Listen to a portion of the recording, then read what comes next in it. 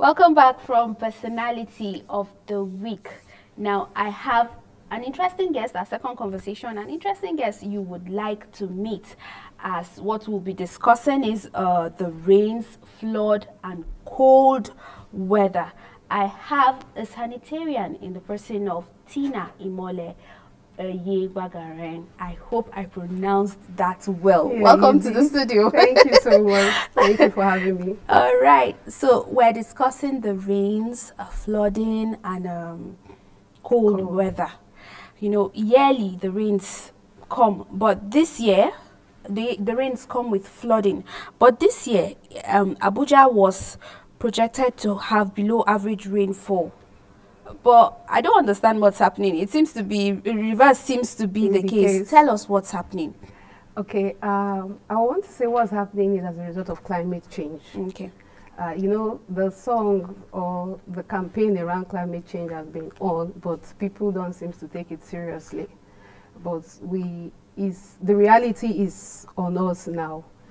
Before, if you even look at it, the rain starts towards the end of March, April, but these days you see that even in April it's like you're still in the dry season, and when it comes it's either in excess or not as expected. Okay. So I think that's what we're experiencing now, because climate change is a shift in the normal weather conditions. Okay. So it's as a result of climate change. Okay. Many describe the rains to come with extreme cold. You know, normally it would rain, but the cold would not be there. It would just be immediately after the rain, you find out that everywhere becomes normal. But these days, it's not so. I would also like to ask, tell us about this. Everything about the weather and the environment right now, globally, is as a result of climate change. Okay. Let me give you an example. Down south, before, when it rains, it's cold, they're used to it. But now, if you ask anybody from the southern parts of this country, they'll tell you, even after the rain, if you even travel down, even after a very heavy rain, you still discover the increase in temperature. There's still a lot of heat.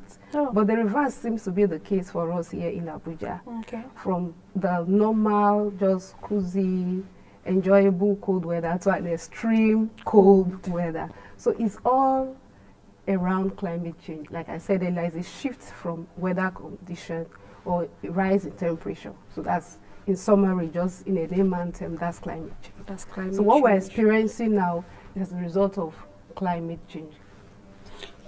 We have the fear of flooding in Abuja because we've had one case too many in Abuja. What's your take on this? What should people do to prepare? Okay, the issue of flooding is also a very broad topic, but let me talk on what we can do as individuals. You know, this whole issue, there are man-made causes. Okay. Like, for example, if you move around Abuja, you see people have this habit of dumping waste on the stormwater drain. That's the gutters. Let me use the word, the gutter that people know. Okay. People dump waste on the gutters, on the stormwater drain. It's supposed to be for rain. It's supposed to channel the rainwater to appropriate channel, either to the dam or where it's supposed to go, to the river. But when these drains are filled up with waste, because people believe that just pour it there, the water will take it along. But they end up blocking the free flow of water. Okay. So, and you know, water will always find its way, whether we like it or not. So when the drain is blocked, the drain that is meant for water is blocked, the water will flood the road, flood our houses, because it will find its way to where it's supposed to go. So I think if we can imbibe the culture of not dumping our waste into the drainages, into the drain, it will channel those water, the rainwater, just like we've established. There's excess rain, unlike as predicted. So at least if the rainwater will be channeled properly to the river or to the stream, to where it's supposed to go, and thereby reducing flooding in our homes and where we live.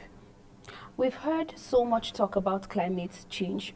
Climate change this, climate change that. Yes, and before you know it, it's here upon us. Like, how do we mitigate the impact of climate change now that, you know, it's here?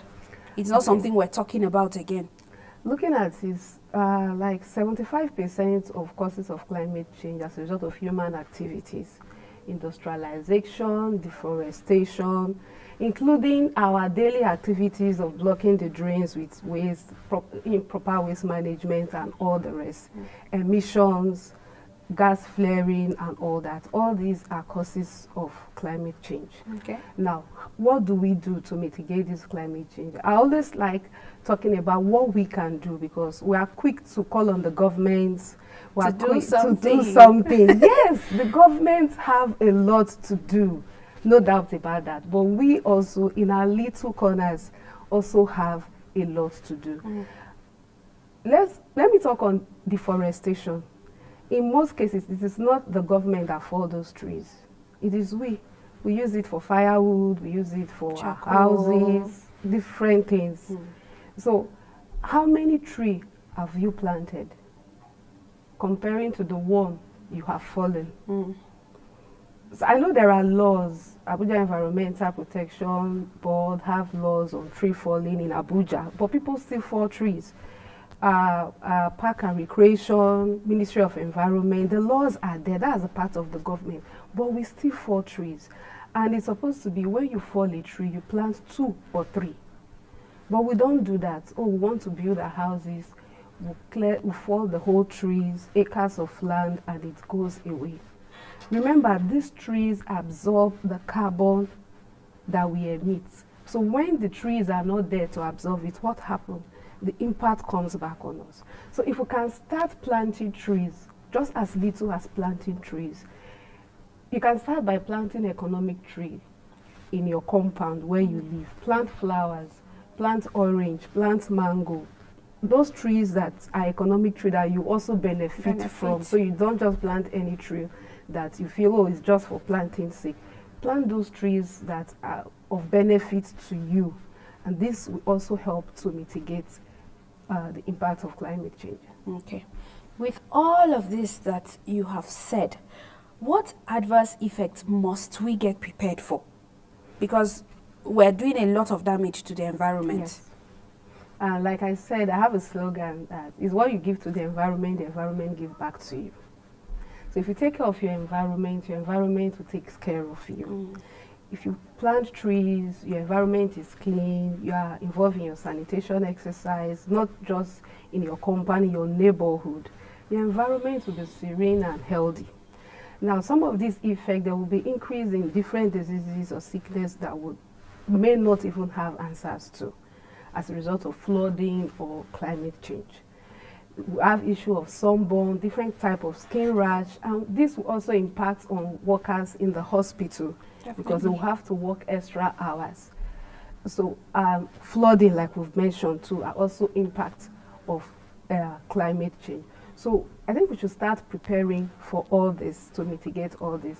Start clearing the gutters, the drainages, start managing your waste properly, start planting trees, live in a healthy environment, improve on your sanitation, daily sanitation, and improve on your health. I think this will help us a long way.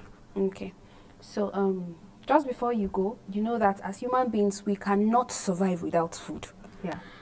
And with all of this, or climate change, flooding, how is this going to affect food production? Well, most of us are farmers. We have farmers even in Abuja. Now, when there is flooding, flood tends to take, like the one we experienced last year. Yes. Flood tends to wipe away our farms and our farm's products. So what happened to that farmer? You'll have nothing to harvest. That will result into hunger. That will result into famine. So if this water, like climate change is here, there's nothing we can do about it. But if we have trees, if we have proper drainages, even in the farm, I still remember there are some paths that are made for water to pass. Yes, but some of those paths are blocked right now, either by buildings or one development or the other.